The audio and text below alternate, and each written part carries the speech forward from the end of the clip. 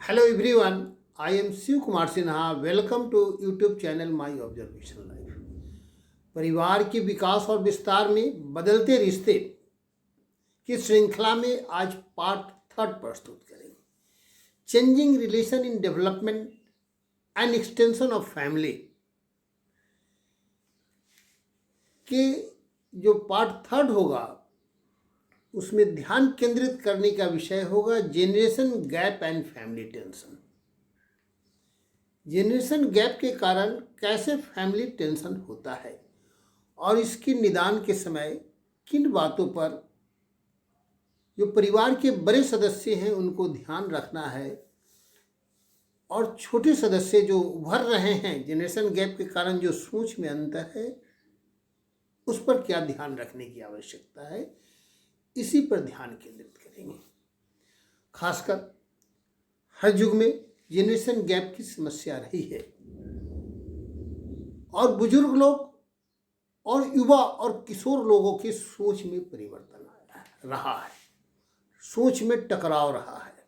यह पुरानी बात है। ऐसे कहा जाता है कि किशोरावस्था जो है स्ट्रेस, स्ट्रेन एंड कन्फ्लिक्ट की अवस्था है। किशोरावस्था परिपक्वता की ओर बढ़ने की प्रथम चरण है। जो निर्भर बचपन है उस निर्भर बचपन से आत्मनिर्भर बनने की दिशा में एक कदम है। बचपन छोड़कर युवा अवस्था में प्रवेश की अवस्था है। कल्पना की दुनिया से व्यवहार की दुनिया में पहुंचने की प्रथम स्टेप है। यह एक संक्रमण की अवस्था है। किशोरावस्था और परिपक्वता अवस्था के बीच के संक्रमण की अवस्था है। इस अवस्था में शिक्षा की दृष्टि से बचपन में फैक्ट को स्मरण करने की अवस्था होती है। जो तथ्य है उसको नकल करना, उसको स्मरण करना है। लेकिन किशोरावस्था में जैसे ही पहुंचता है कोई भी व्यक्ति उस फैक्ट को स्मरण ही नहीं करता है बल्कि उसकी व्याख्या शुरू हो जाती है। अर्थात किशोरावस्था मात्र स्मरण करने, नकल करने की अवस्था नहीं है बल्कि व्याख्या करने की भी अवस्था की शुरुआत है। शारीरिक दृष्टि से बायोलॉजिकल और हार्मोनल चेंज बहुत सारी किशोरावस्था में आते हैं। परिणाम क्या होता है कि किशोरावस्था में अंदर से काफी अंतर्द्वंद की स्थिति होती है और काफी तनाव, संघर्ष और तूफान की अवस्था होती है। हर कार्य करने के प्रति, हर पुरानी व्यवस्था के प्रति विद्रोह करने की अवस्था होता है। कठिन से कठिन कार्य के से टकराने की अवस्था है। यह काफ़ी जटिल, कॉम्प्लेक्स अवस्था होता है। अंतर्द्वंद में उलझा हुआ अवस्था होता है, उलझन की अवस्था होती है। इसलिए कहा जाता है कि किशोरावस्था स्ट्रेस, स्ट्रेन एंड कन्फ्लिक्ट की अवस्था है। इस अवस्था में बड़े की प्रत्येक बात को काटने की प्रवृत्ति होती है, बड़े की उपेक्षा करने की प्रवृत्ति होती है, अपनी बात मनमाने की प्रवृत्ति होती है, सत्ता का उत्तराधिकारी का सोच भी आ जाता है। इस अवस्था में बड़े लोगों का यह दायित्व है कि जेनरेशन गैप की प्रारंभिक अवस्था जो किशोरावस्था है, इस किशोरावस्था को प्रशिक्षण की अवस्था के रूप में ट्रीट करें।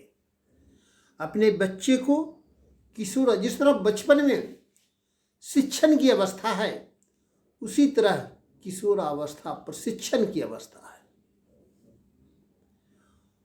और इसे कर्म की नहीं बल्कि प्रशिक्षण की अवस्था के रूप में ट्रीट किया जाए और प्रशिक्षण दिया जाए। एक मेंटल मेकअप तैयार कराया जाए किशोरों का, प्रशिक्षण दे करके, व्यवहारिक प्रशिक्षण दे करके। और इस व्यवहारिक प्रशिक्षण के काल में सिर्फ अर्थोपार्जन के लिए प्रशिक्षण नहीं बल्कि पारिवारिक जीवन जीने की भी प्रशिक्षण और मेंटल मेकअप होना चाहिए। आज शिक्षा का जो प्रभाव पड़ रहा है न्यू जनरेशन पर, उसमें कैरियर मेकिंग हावी है,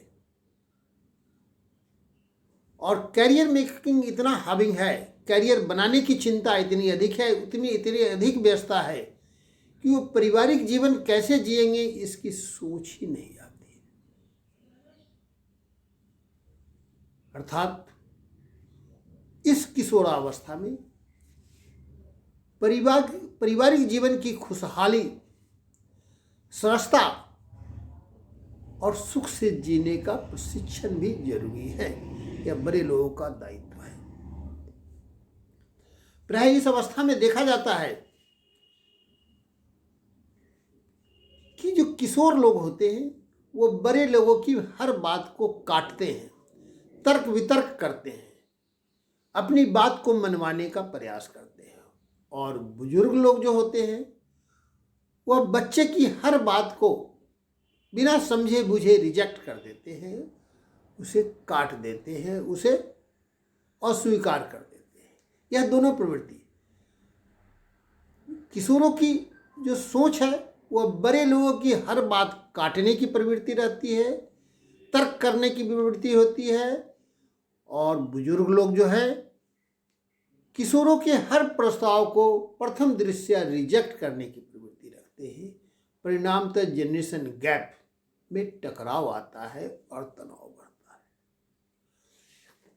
इसलिए सभी बुजुर्गों से यह अनुरोध है, सभी बड़े लोगों से अनुरोध है कि किशोरावस्था प्रशिक्षण की अवस्था के रूप में ट्रीट करें, और वह प्रशिक्षण सिर्फ कैरियर मेकिंग नहीं बल्कि एक अच्छे पिता बनने का प्रशिक्षण, अच्छे माँ बनने का प्रशिक्षण, अच्छे भाई बनने का प्रशिक्षण, अच्छे बहन बनने का प्रशिक्षण,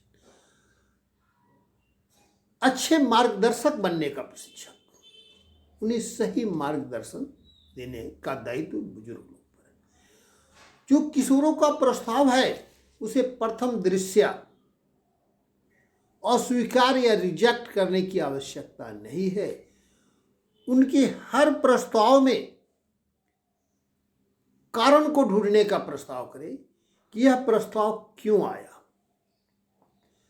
चूंकि वह बहुत अच्छे इरादे से वह तर्क वितर्क करते हैं, तर्क की कसौटी पर रखते हैं, इसलिए वह गलत भी बोल रहे हैं तो उस गलत शब्द की जो उत्पत्ति हुई उनके दिमाग में वह कहाँ से आया, इस बात का निरीक्षण करने का प्रयास करें, खोजने का प्रयास करें बुजुर्ग लोग, और उसको खोजकर सही दिशा देने का प्रयास करें।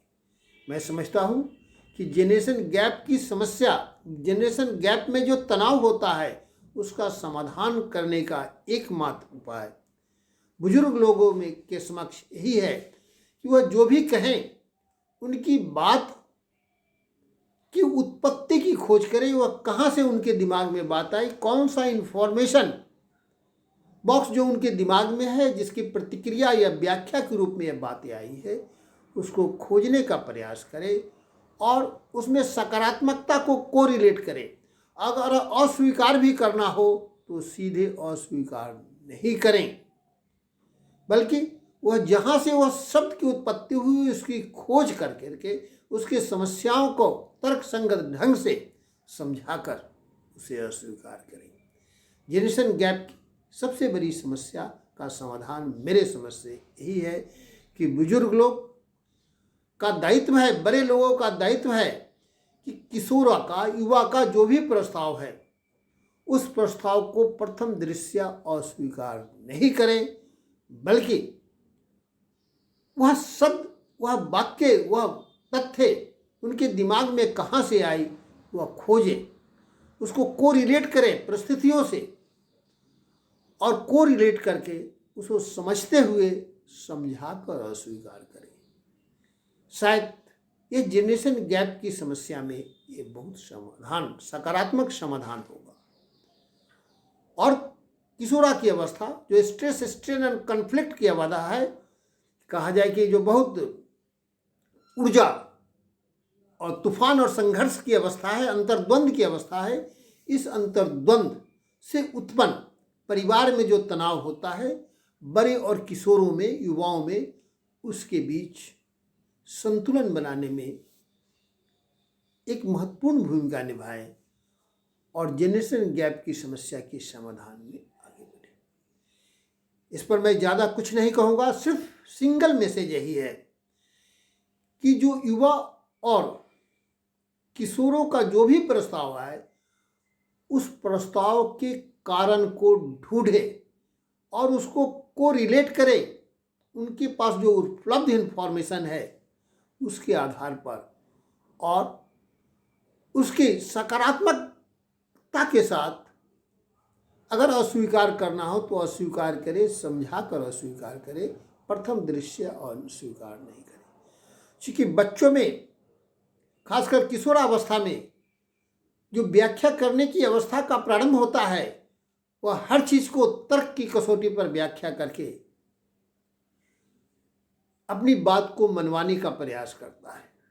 वह बायोलॉजिकल चेंज है, उनके बॉडी में हार्मोनल चेंज है, सोच संबंधी सोच है। और बड़े लोगों का दायित्व है कि इस अवस्था को प्रशिक्षण की अवस्था समझते हुए उसे उचित ट्रेनिंग देने का कोशिश करें। पारिवारिक जीवन का ट्रेनिंग, पारिवारिक के जीवन में सोच के लिए भविष्य में एक अच्छे परिवार के सदस्य बनने की प्रशिक्षण देने का प्रयास करें। और मैं समझता हूँ कैरियर मेकिंग महत्वपूर्ण है, लेकिन कैरियर का एक हिस्सा पारिवारिक जिंदगी भी है। सिर्फ अर्थोपार्जन कैरियर नहीं है।